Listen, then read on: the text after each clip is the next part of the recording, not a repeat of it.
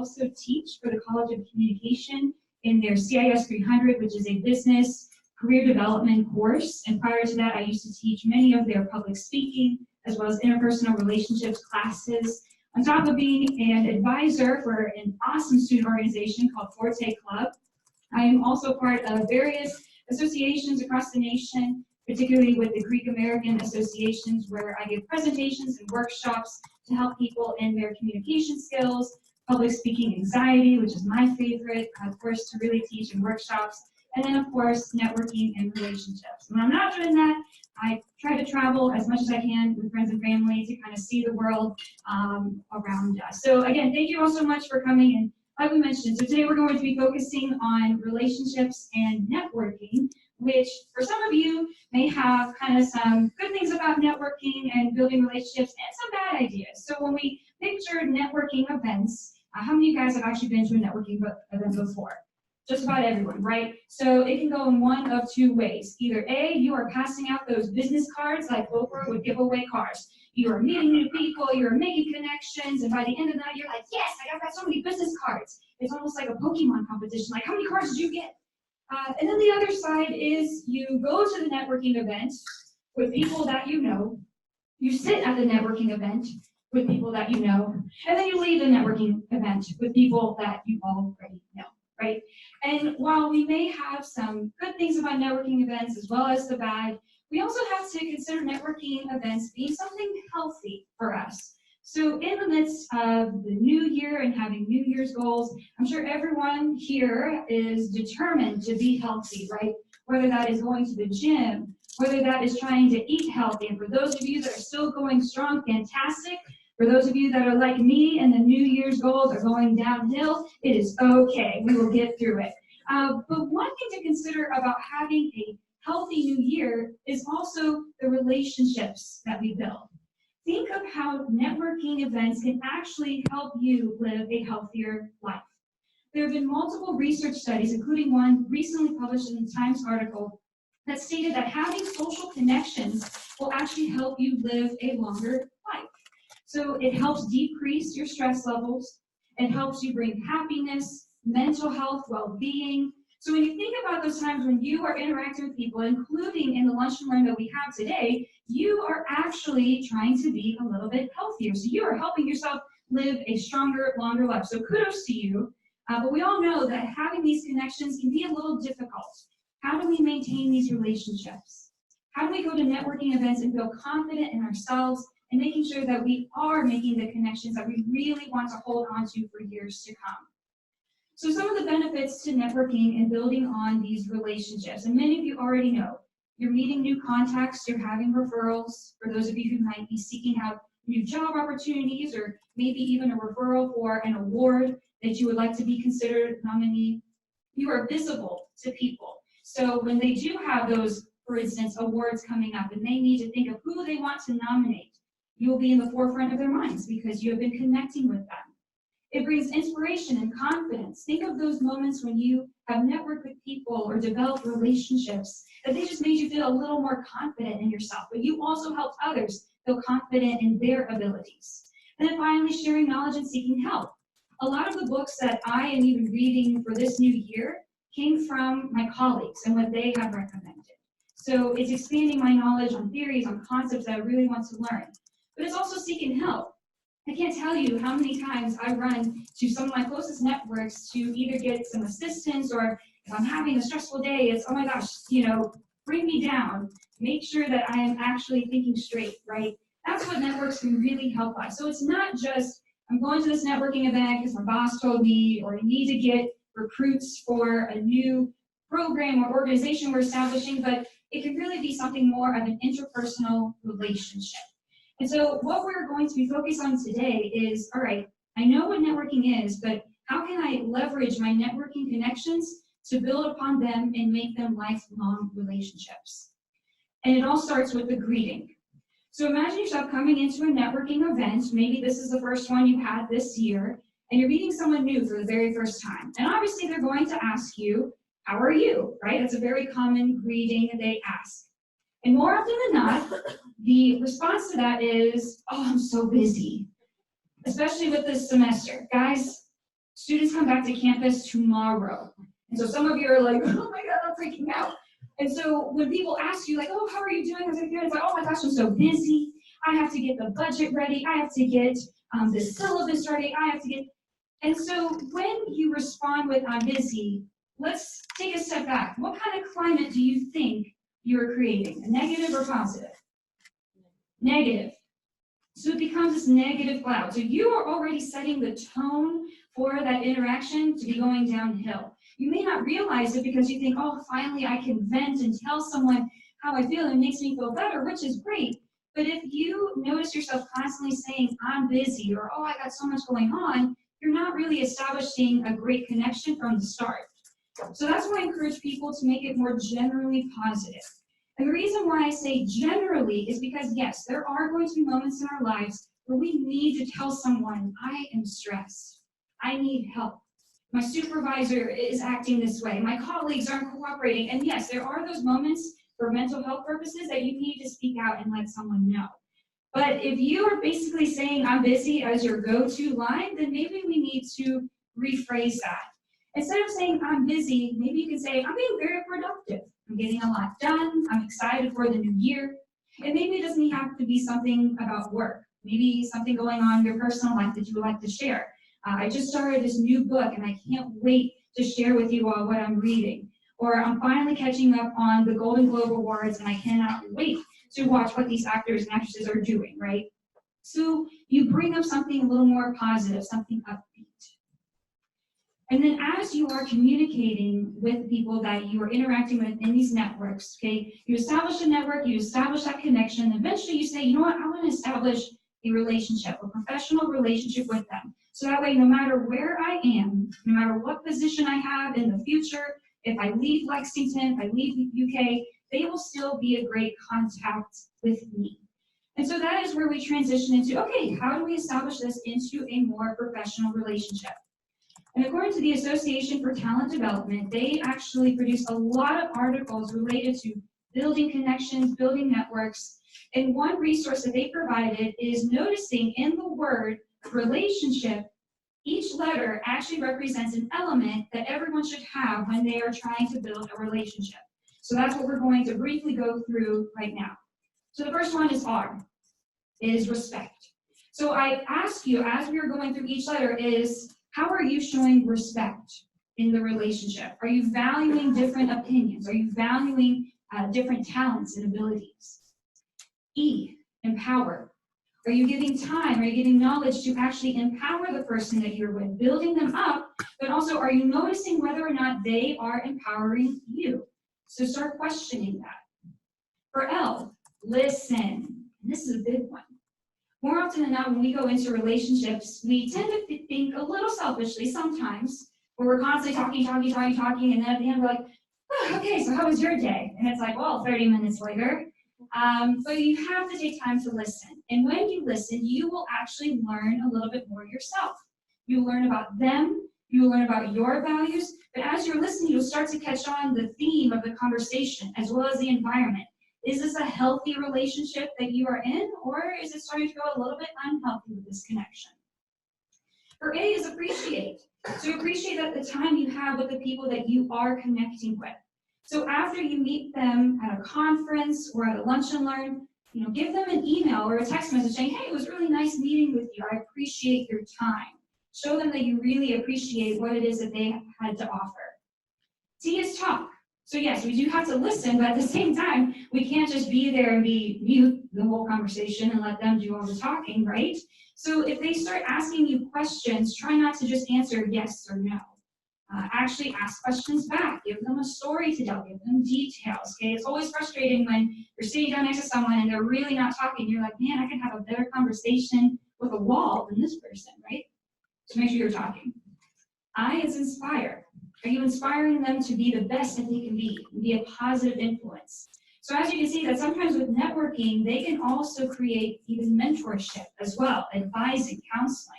So that's an opportunity for you to give positive influence, but also to receive. O is observe. So at times we do need to take a step back from the network and the professional relationship we are building and saying, okay, how is this going? Is it going positive? Is it going negative? Am I valuing them? Are they showing value to me? And it's nurture. Building relationships and building networks definitely take time. So after this lunch and learn, don't expect that the connection that you've made is like, all right, I made a connection, everything's gonna go great. You really do need to contact them at some point, follow up with them, go out for coffee or for breakfast, right? S is therefore spending time. So as you are nurturing and getting to know them, you will need to take some time out of your day, or maybe it might be a weekend, to really reconnect with the people that you want to grow closer to. H is helping. So within those networks, there may be times where they really do need your help. Maybe they're running a program and they need volunteers, and that's a great way for you to step in and be like, you know what, I'm going to help you with this. So ask them, do you need help? The second I is influence. So again, a lot of these networks, you can really give a positive influence. Think about the networks and professional relationships that you've had over the years. Hopefully there's at least one person that you can think of that created a positive influence and helped you become the leader that you are today. So think of yourself as being that next leader for someone else. And then finally, P is prepare. So networking relationships does take time, but you also need to prepare what is the future going to look like with the networks that you are establishing, and what is it going to look like for them if you continue to be in their lives. So as you can see, networking relationships, it can translate into something great if you know and realize whether or not you have all of these elements. Now, in order to establish these elements, you need to have positive verbal and nonverbal communication skills, right? That's the whole essence of communicating. And so when I look into different ways to enhance our communication skills, I actually do turn to TED Talks.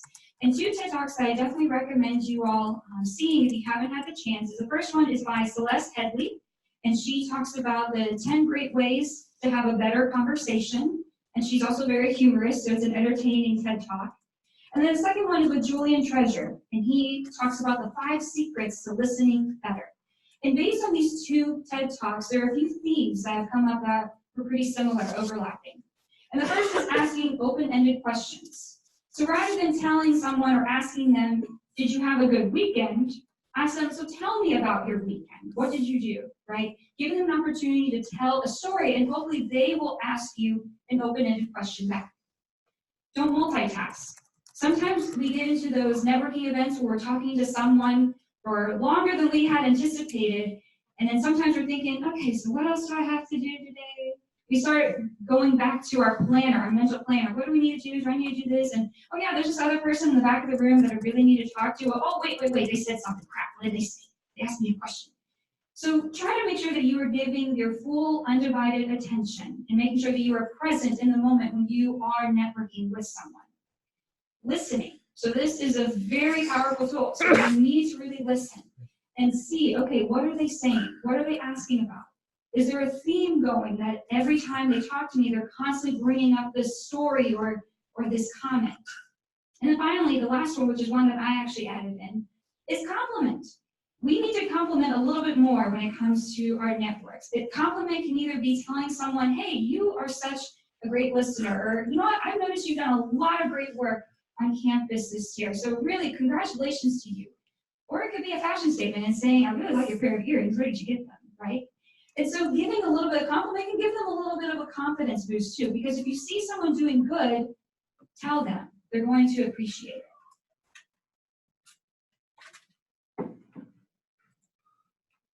And finally, nonverbal communication, which can also include our body language, our voice, our dress, and time. So body language, when you are communicating, it's good to always have a strong eye contact, right? It's good to make sure that your hands are not in your pocket or you're not looking cold. Because the reason is the body language is really what's going to attract the person who will come and speak to you. So for instance, when you walk into a room, communication scholars have found that if they notice someone looking a little cold or a little distant, kind of away from the crowd, kind of looking down, most likely they are not going to get those connections. And they may have great intentions. They may be thinking, man, I can't wait to meet people, but I'm just going to sit here in this corner and make it look like I don't want to talk to anyone, right? So be open, walk around, talk to people, jump from group to group if you can. When it comes to your voice, as you are communicating, try not to be monotone, right? The last thing we want is at the end of a networking event, you come out and say, man, they sounded like they were just so boring. and had a really low tone and didn't really care to be there. If you are really excited to be there, show that excitement in your voice. Dress. When you go to networking events, especially if you are representing an organization, it's always best to look professional, right? So if you look professional, you look clean, it'll actually show people, hey, I really want to be here. But if you show up in kind of less than average clothes, you're wearing things that you could probably wear around the house, then it almost kind of shows like you really just don't care. So make sure you are dressing the way that you really want people to see you and represent who you are on the outside. And then finally, time. So what I mean by time is when we are connecting with people and we're developing these relationships, the time that it takes for us to reconnect with them matters. So think of those moments when you are at networking events and you tell someone, hey, I'm going to email you. Yeah, I'm going to call you. We're going to get coffee sometime. That is when the time is ticking. So if a month passes, if a semester passes, and you still haven't reached out to them, then that time tells the other person they really just didn't care. So if you really are passionate and want to connect with these people and build upon these networks, actually say what you said you're going to do. Connect with them. Get coffee with them. Respond to their messages. I can't tell you how many times I've received an email and they had said, oh my gosh, I'm so sorry. It's been a year since we connected, but I hope we can reconnect. And it's like, oh my goodness, like I've aged so much. Like, where have you been on that? But it's true. And sometimes I understand. We get busy and there's things come up. But when you get the chance to remind yourself, all right, I really should connect because that time is valuable. And so with all of these elements, I'm sure a lot of you may be thinking, wow, this is a lot to think about. It's not just walking into a room and hoping you get a business card and walk out. And so the whole essence of these is to really have confidence. If you don't have that confidence, it's going to be a little more difficult to connect, but it's not impossible to achieve. So for those of you who are saying, yeah, I'm not very confident in building these professional relationships or going to networking events, well, then I encourage you to imagine what confidence looks like. Or imagine someone who does have confidence. What do they do? How do they act? So think of that person in your mind right now. That when they walk into a room, they just have great confidence. They talk to people, they make you feel great. They even make you feel confident about yourself just by them walking into the room. And the reason why I mention this is because that person is giving off a sense of energy, almost like a sixth sense that we may not understand, but that is really what gets them the ability to make these connections.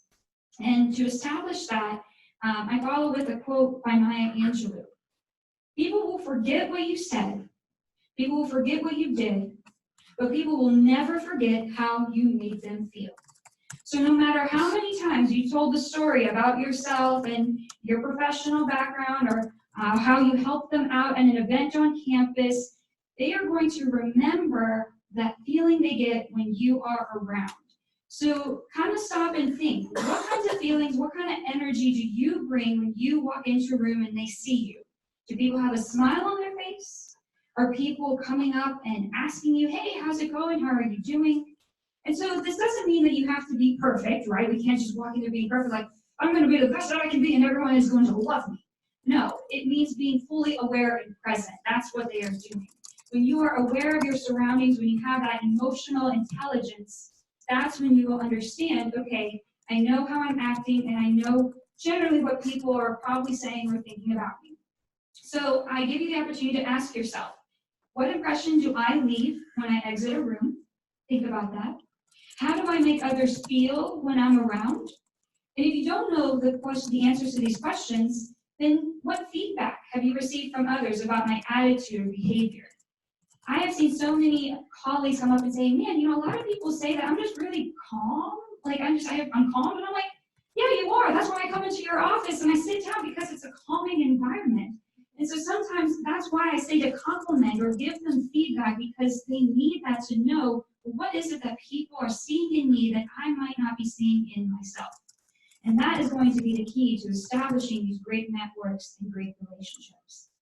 So, where can we network and how? We all know that we can network on campus here at UK. We have multiple opportunities, including the UK Staff Senate here today.